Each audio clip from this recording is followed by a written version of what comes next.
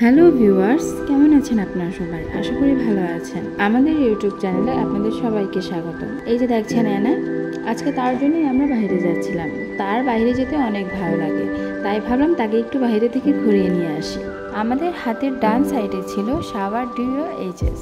এখানে অনেকগুলো বিল্ডিং রয়েছে, আরও নতুন নতুন বিল্ডিং তৈরি হচ্ছে। খুবই পরিপাটি একটি সোসাইটি।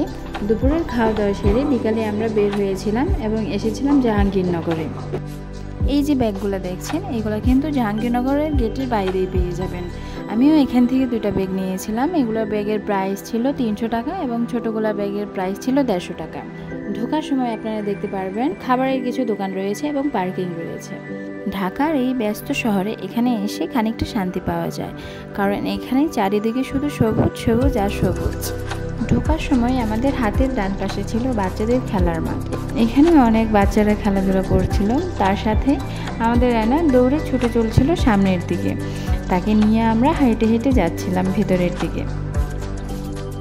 জাহাঙ্গীরনগরে দেখার জন্য অনেক সুন্দর সুন্দর ভাস্কর্য রয়েছে।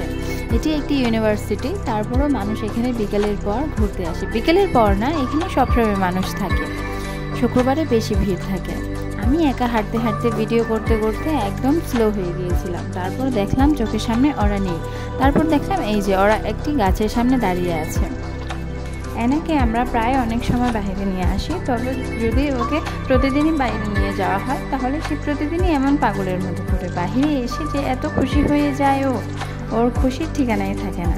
অনেকক্ষণ ঘোরাঘুরি করে ছবি টবি তোলার পরে আমরা রিক্সায় করে কিছু সামনের দিকে গেলাম।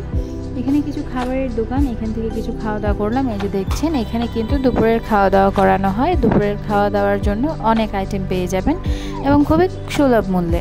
তারপর ঘোরাঘুরি শেষে এখন আমরা বাইরে চলে যাচ্ছিলাম, কারণ এখানে আসলে আমরা অনেকবার গিয়েছি, কিন্তু এখানে যখন এনাকে নিয়ে যাই, এনা আমাদের ডক্টর নাম, তো এখানে যখন আমরা এনাকে নিয়ে যাই চারিদিকে অনেক কুকুর থাকে, তো তারা অনেক ডিস্টার্ব করে, তাদের জন্য বেশিক্ষণ থাকা যায় না। তবুও যতটুকু ঘুরেছিলাম এই যে আপনাদেরকে দেখালাম।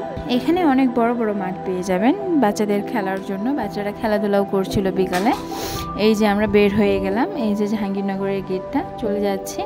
নেক্সট কোনো ব্লগে দেখা হবে। ভালো থাকবেন, সুস্থ থাকবেন, আর আমাদের চ্যানেলটি সাবস্ক্রাইব করতে ভুলবেন না। ধন্যবাদ সবাইকে এতক্ষণ আমাদের সাথে থাকার জন্য।